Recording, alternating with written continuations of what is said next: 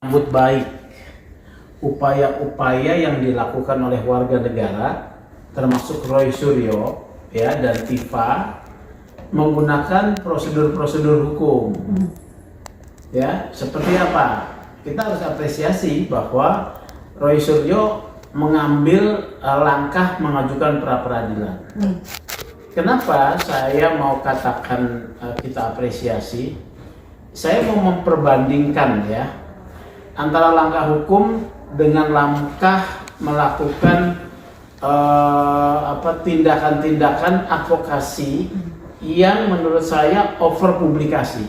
Ya, kalau langkah hukum ini kan ada ukurannya, ya. Langkah hukum selalu akan menggunakan ukuran-ukuran yang tidak akan menimbulkan bias. Tetapi advokasi yang over publikasi ini bisa menimbulkan segregasi, pecahnya pendapat masyarakat. Walaupun di dalam negara demokrasi itu boleh ya, tetapi over publikasi kemudian tindakan berulang-ulang menuduhkan sesuatu itu sebetulnya juga dalam setiap publikasi ya menuduh lagi itu kan namanya perbuatan berlanjut. Tapi penegak hukum di Indonesia ini ya baik-baik saja gitu ya. Oke, jadi kita kembali nih kepada soal langkah hukum. Jadi kita apresiasi ya Indonesia Police Force. Nah, terkait dengan pra-peradilan ini, bagaimana potensinya kan? Terkait dengan upaya Roy Suryo mengajukan gugatan atas 3 isu, atas 3 perbuatan yang dinilai oleh Roy Suryo itu melanggar hak pribadinya. 1, soal penggeledahan, ya. 2, soal penangkapan. 3, soal penahanan. Kita bahas satu-satu ya.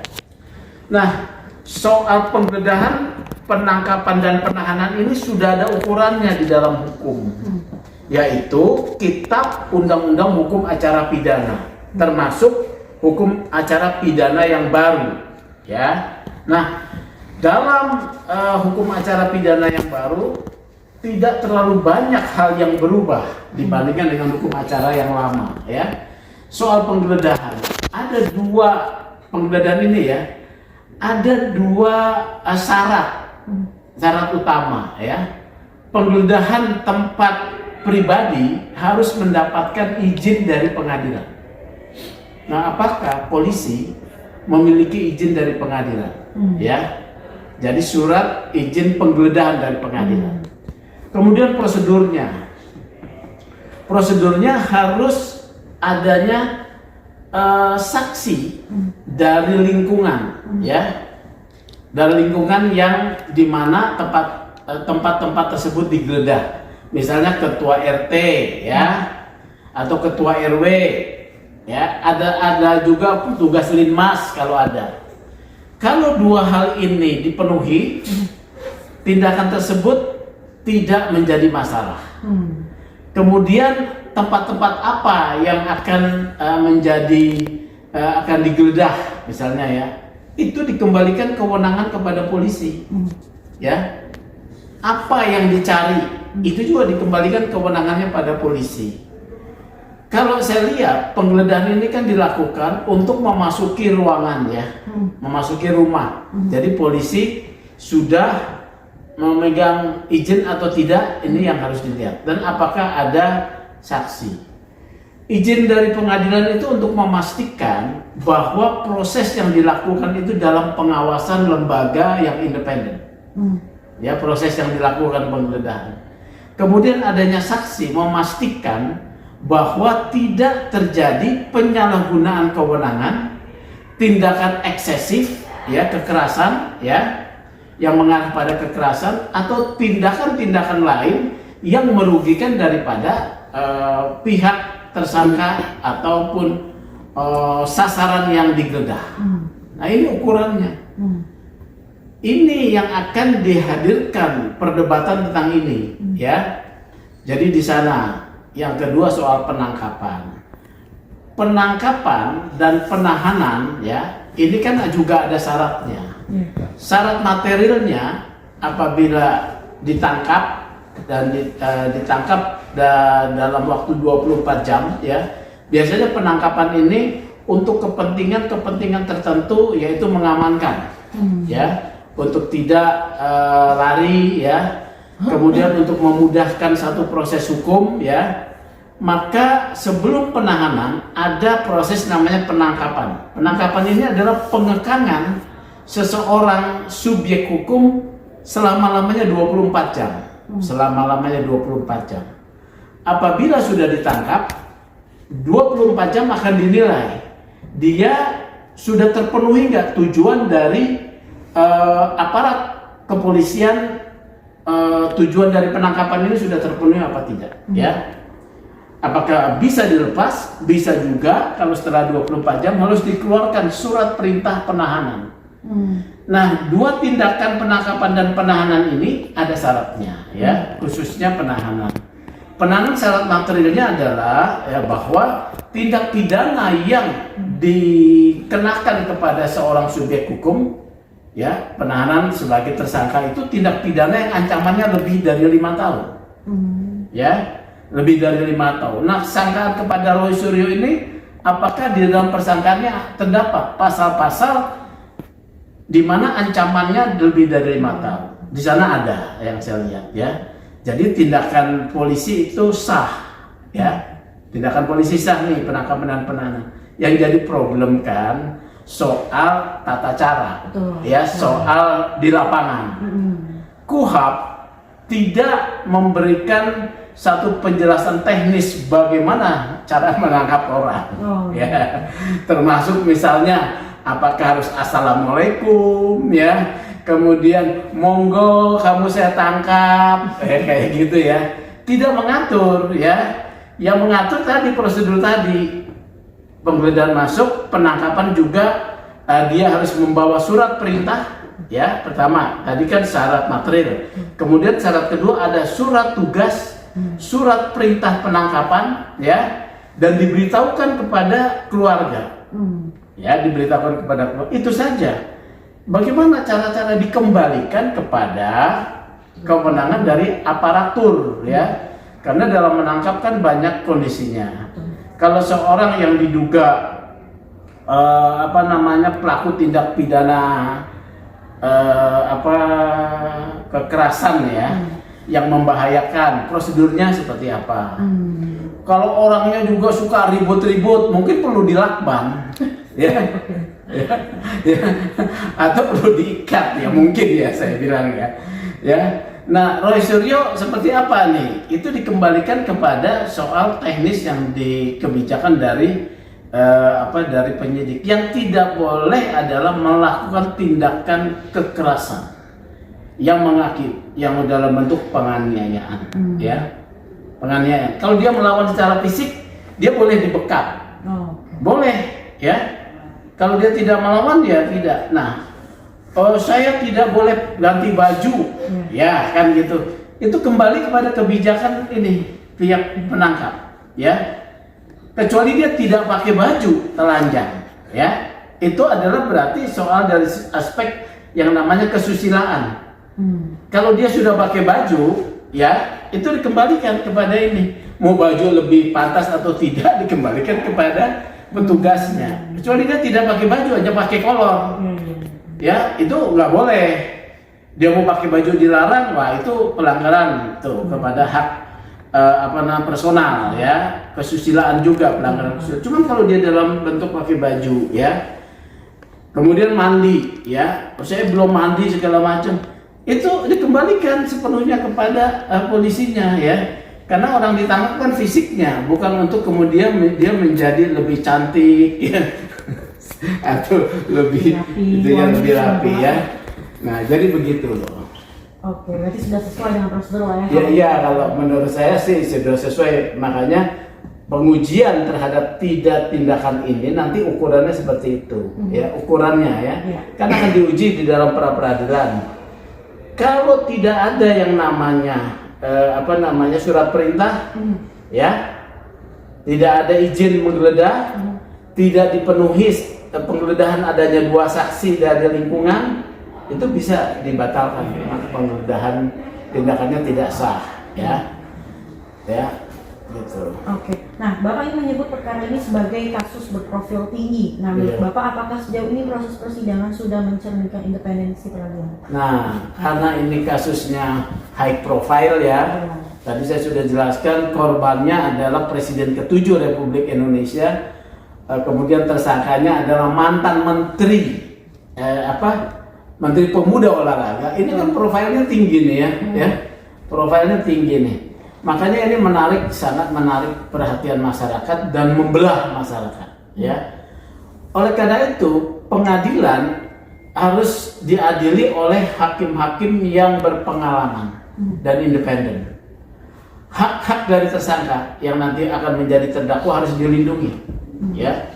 Dilindungi dalam bentuk apa? Dia harus diberikan kesempatan sebesar-besarnya dalam membela diri, ya.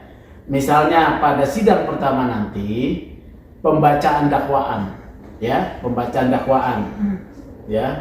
Mungkin juga sebelum sidang pertama pembacaan dakwaan ada proses, mungkin saja hakim mendamaikan, bisa, ya, mendamaikan bisa, karena kan ada proses restoratif justice yang ditempuh pada setiap tingkatan, ya. Kalau tiba-tiba saksi korban menyatakan saya tergerak hati untuk mengampuni si tersangka minta RJ, Betul. dengan syarat minta maaf, diampuni, selesai di sana. Tapi kan saya dengar tidak mau minta maaf, ya kan? Enggak akan bersambung ini, seperti bertepuk sebelah tangan. Yang kedua, kalau tidak tercapai upaya perdamaian pada tingkatan peradilan, ya, itu akan ada pembacaan dakwaan. Maka kepada terdakwa harus diberikan haknya untuk mengajukan namanya perlawanan. Dalam kuhap baru namanya perlawanan, ya, atau tangkisan. Dulu itu eksepsi, tangkisan sekarang sudah dikatakan sebagai perlawanan. Itu haknya.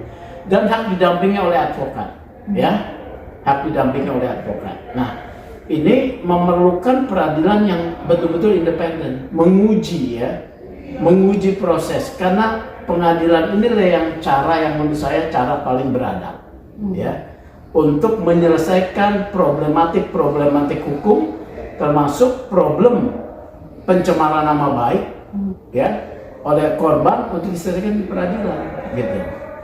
Oke. Pak, ini kan perkara sudah berawal dari polemik yang ramai ya di ruang publik. Menurut Bapak bagaimana hakim seharusnya menjaga agar putusan didasarkan pada alat bukti di persidangan, bukan pada opini atau tekanan? Nah, ini penting ya. Oleh karena tadi ada memang advokasi di luar non litigasi yang menurut saya sudah over publikasi, ya. Tetapi apakah itu dilarang? Tidak dilarang dalam zaman modern ini. Tapi sudah menimbulkan dampak, ya. Dampaknya keterbelahan, ya, keterbelahan masyarakat bingung. Nah, kemudian terkait pemeriksaan, hakim itu dalam kuhap kita, ya, menganut teori pembuktian dalam kaitan untuk penghukuman, ya. Hakim harus menjatuhkan pidana, ya.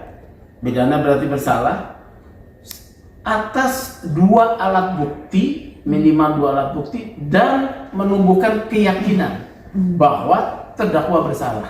Jadi ini 3 nih, ya. 2 alat bukti yang tak terbantahkan dan yang menimbulkan keyakinan. Kalau ada alat bukti tapi hakim tidak yakin juga bisa bebas.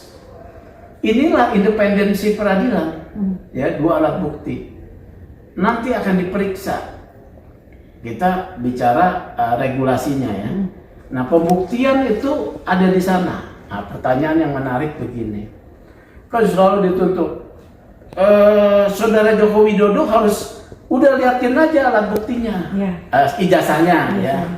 Pertanyaannya, ya, apakah seorang korban punya kewajiban untuk membuktikan tuduhannya kepada dia? Tuduhan orang, misalnya kepada Pak Jokowi, Saudara Joko Widodo yang adalah Presiden ke-7, yang dicemarkan nama baiknya, dikatakan ijazahnya palsu, apakah dia wajib menunjukkan ijazahnya? Jawabannya apa? Tidak. Ya, yang harus membuktikan adalah si penuduh. Ya, itu ada game hukum. Siapa yang menuduh, dia harus membuktikan. Ketika sekarang ini dia menjadi tersangka dan menjadi terdakwa, dia sudah gagal sebetulnya membuktikan. Iya. Kalau enggak, dia sudah dihentikan kasusnya. Kalau dia berhasil membuktikan bahwa tuduhan ijazahnya Jokowi palsu, sudah dihentikan perkaranya. Dia gagal sampai saat ini. Dia masih ada kesempatan lagi nih di pengadilan. Ya. Nah, itu pertama. Siapa yang harus membuktikan bahwa bukan membuktikan ijazah palsu atau tidak palsu? Yang sedang dibuktikan di persidangan ini oleh jaksa adalah perbuatan pencemaran nama baik, bukan ijazahnya palsu atau benar. Nah, tetapi ijazah itu memang menjadi di sini adalah entry point sebagai alat, ya, sebagai instrumen yang dipersoalkan. Oleh karena itu juga akan diuji di pengadilan, akan diuji, ya. Tapi itu kewajibannya korban apa tidak? Bukan, jaksa. Jaksa yang akan membuktikan bahwa tuduhan ijazah palsu itu tidak benar, bukan Pak Jokowi. Pak Jokowi tugasnya, ya, dia sebagai korban hanya menyampaikan bahwa nama baik saya itu dirugikan. Saya punya ijazah, tunjukkan dong, ya jaksa nanti yang akan menghadirkan. Karena proses itu disita oleh jaksa, jaksa juga telah bukan disita oleh jaksa, oleh polisi, ya, dibawa, diserahkan kepada jaksa seluruh alat bukti. Jadi saya mau sampaikan perkara ini sangat sederhana buat saya, tetapi menjadi ramai dengan namanya kebisingan-kebisingan yang ada di sekitarnya. Ini yang menjadi tidak sederhana.